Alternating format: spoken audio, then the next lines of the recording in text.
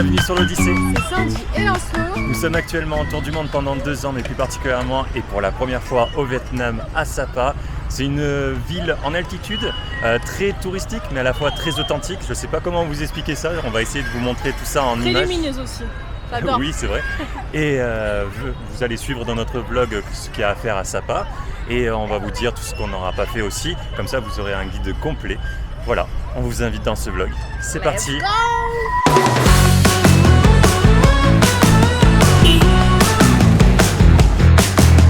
Bon, la première mission quand on arrive dans un nouveau pays, c'est d'avoir une carte SIM pour pouvoir se connecter et savoir où on va et prendre des renseignements. Donc on est allé ici à Sapa, mais on a pris l'opérateur Viettel qui est très répandu au Vietnam.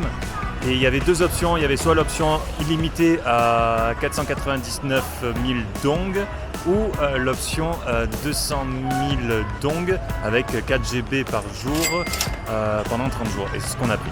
Voilà. Allez, on va explorer un peu cette ville, mais avant, peut-être manger.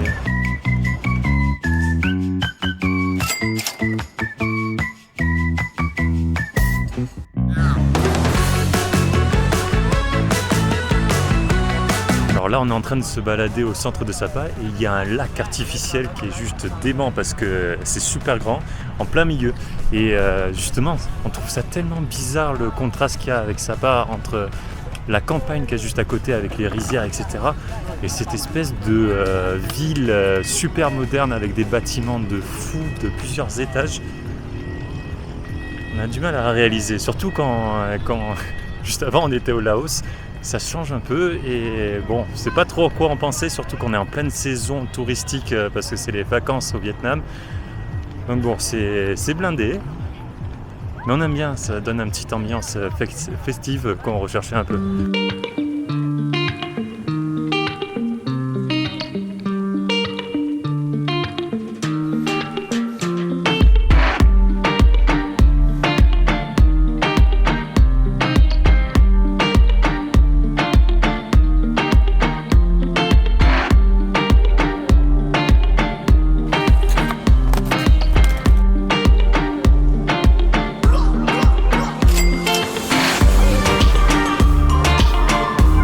Ça y est, avec Sandy, on a terminé notre petit tour dans la ville de Sapa. Là, il y a une pluie qui s'annonce, donc on va vite se réfugier à l'hôtel. Je vais vous montrer l'hôtel tout de suite. Et en plus de ça, on a des petites glaces à terminer. Voilà, et on se retrouve ce soir pour la nightlife. On va vous montrer comment vit Sapa et tout ça. On a entendu qu'il y a des spectacles le week-end. Et après, on va se retrouver directement le lendemain. Et là, on va vous montrer le hors-dehors de la ville, donc le hors-dehors du tourisme de masse, on espère en tout cas. Donc rendez-vous ce soir.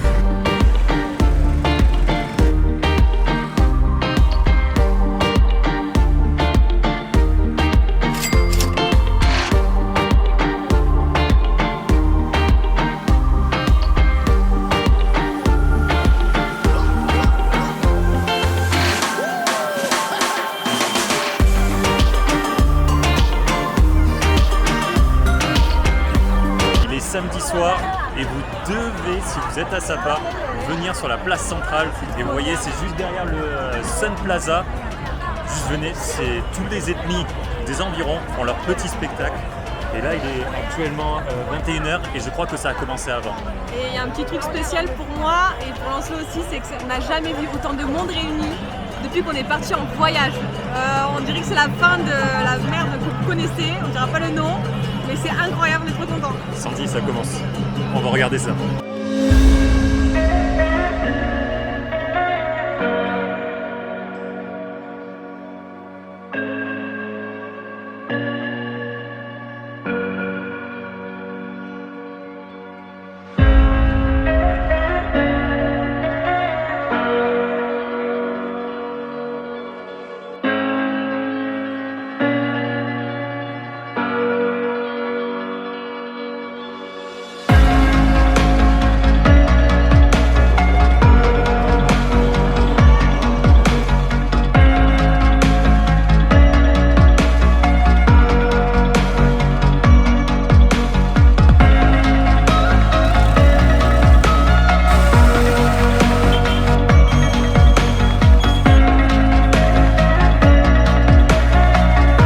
matin avec Sandy, on est parti en randonnée autour de la ville de Sapa pour visiter les différents villages des différentes ethnies.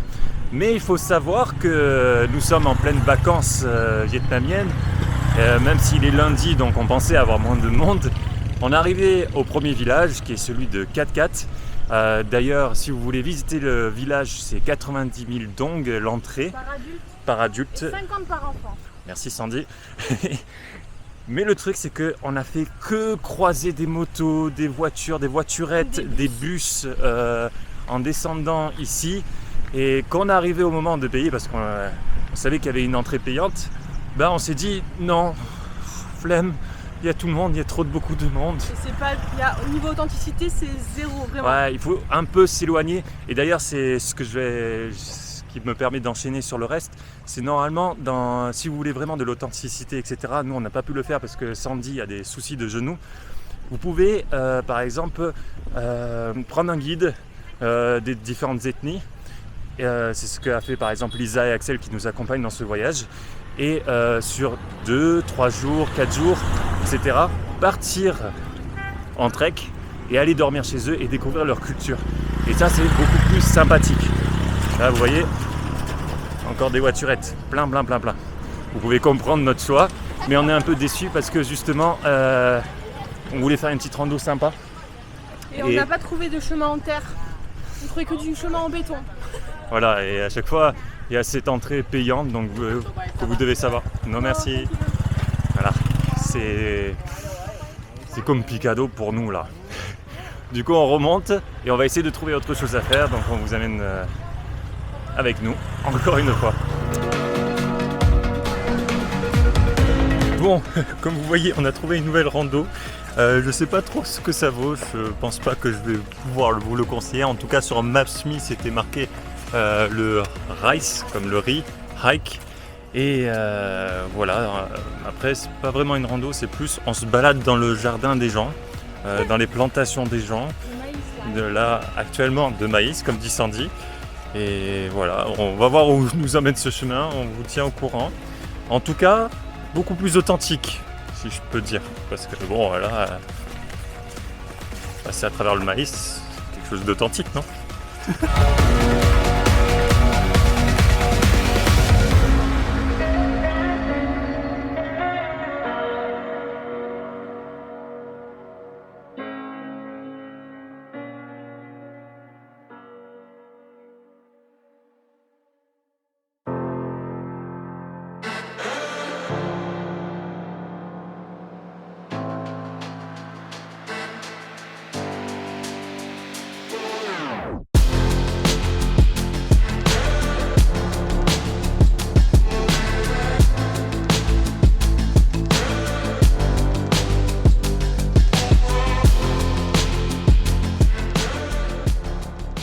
Finalement, la petite rando plutôt sympa dans les plantations des gens. La vue, elle est impressionnante et belle. On a pu faire voler le drone comme vous avez pu voir et on est trop content, il fait trop beau. Et surtout, on est au calme. Ouais. On entend le vent et tout. Pas les klaxons. Et là, on est en train de voir aussi que tout là-haut, normalement, ça c'est le toit de l'Indochine. C'est la fin de la chaîne de l'Himalaya, si on m'a pas dit de bêtises. Et en gros, là, on voit que c'est à peu près découvert. Il y a quelques nuages qui passent dessus. Du coup, ce qu'on va faire, c'est qu'on va aller manger. Et on va se mettre en stand-by pour voir si on le fait ou on le fait pas cet après-midi. Sinon, on attendra demain. Mais demain, la météo, ils annoncent un peu de pluie. Et de l'orage surtout. Donc, j'espère qu'on aura une vue. Parce que c'est bien d'aller là-haut, mais c'est mieux avec une vue quand même. Surtout que vous allez savoir le prix quand on va l'acheter ou pas, ou sinon je vous le dirai. Mais vous allez voir, c'est quand même un prix assez conséquent pour un point de vue. Bref, passons, allons manger.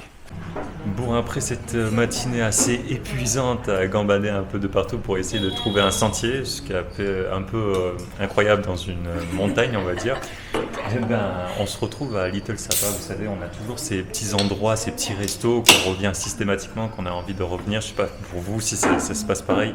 Mais là, on se fait pris des habitudes en 2 jours. Là, on trouve un resto, on a envie d'y revenir. Après, vu qu'on a envie de jouer ce rôle un peu de testeur dans différents trucs, on se force à vous trouver différentes adresses. Quel sacrifice!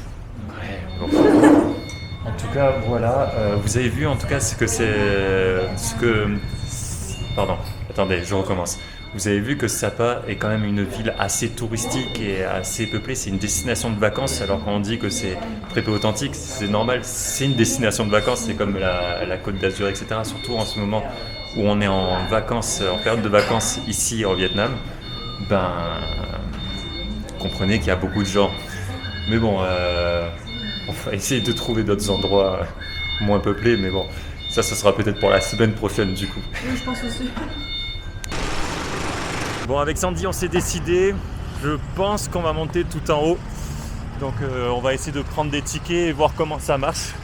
Voilà. Allez, on vous amène avec nous. Il y a beaucoup de vent, mais ça va le faire.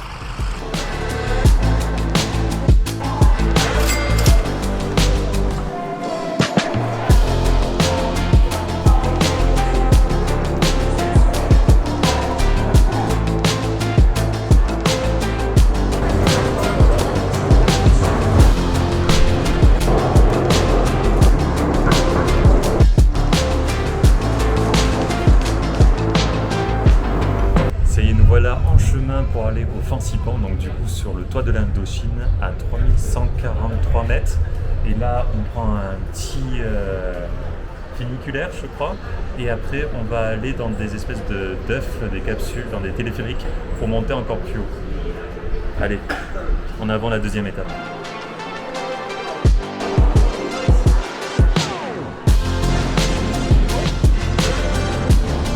Est-ce que tu savais qu'avant, ce téléphérique avait un record au Guinness Book de Records comme un des plus longs trajets? Comment ça a été dépassé? Je sais pas si ça a été dépassé, il faudra vérifier, mais je sais qu'à un moment il avait un record. Si vous savez, mettez-le en commentaire.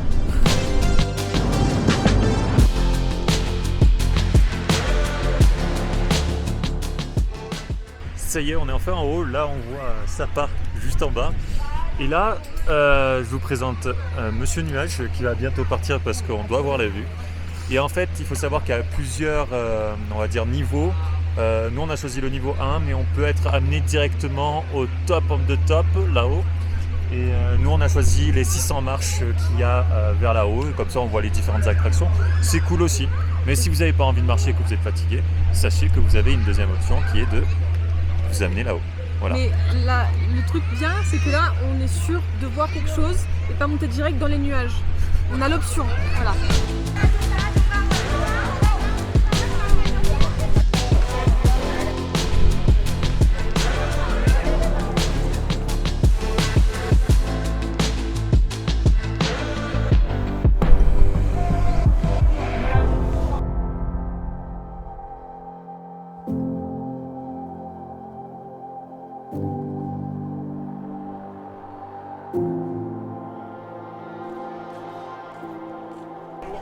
Je sais pas si ça vous arrive souvent, mais nous, beaucoup.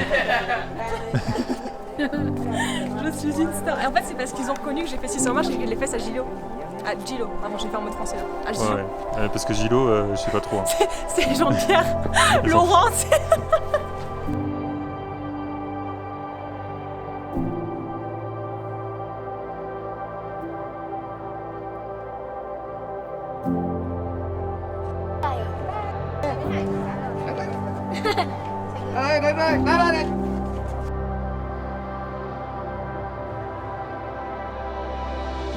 Enfin, on the top, on est donc au sommet du Fansipan et franchement on est trop content de l'avoir fait, même s'il y a du monde.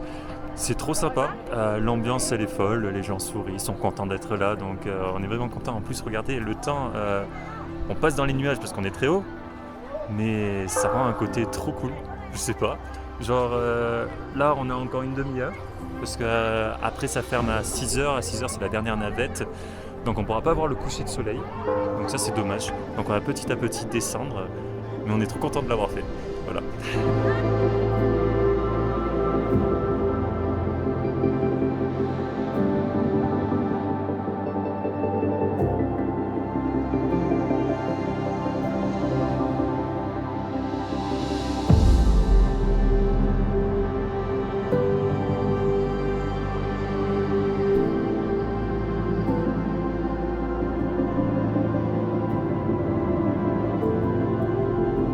Bon, ça y est, on arrive à la fin de cette vidéo sur la ville de Sapa.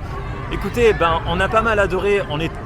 Tant que vous venez et que vous vous attendez que c'est une ville touristique, parce que ça l'est, c'est une destination. C'est très touristique, surtout le samedi. Oh, un monde. C'est ça, c'est une destination de vacances ici. Donc préparez-vous à ça. Et sinon, voilà, vous faites 2 jours en ville avec peut-être le Fansipan si il fait beau comme nous. On a adoré. C'est un prix assez élevé, mais franchement, je trouve que ça vaut le coup.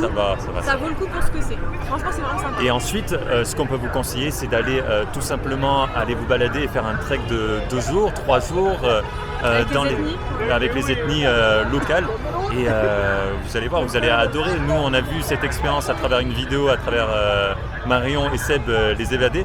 Et ils avaient l'air de s'éclater et ils nous recommandaient de faire ça, mais malheureusement, nous, on ne pouvait pas. Et ça sera pour peut-être une prochaine fois. Ouais, quand on aura réparé les 2 genoux, peut-être. Un miracle. Donc voilà, en tout cas, nous, c'est ce que nous avons à montrer de la ville de Sapa. C'est intéressant à voir. Sinon, la semaine prochaine, on sera sur Adjang. On fera la boucle à scooter sur 3 jours de nuit. Et tous les voyageurs nous l'auront commandé, donc on a hâte de le faire. Trop cool. Donc à voir ça. Il y a des gamins qui nous sautent autour. Donc voilà, donc si vous avez aimé cette vidéo, n'hésitez pas à laisser un j'aime, un commentaire ou tout simplement à vous abonner. Et à activer la petite cloche si vous voulez ne rien rater. Et qu'est-ce qu'on leur dit? On leur dit ciao ciao ciao.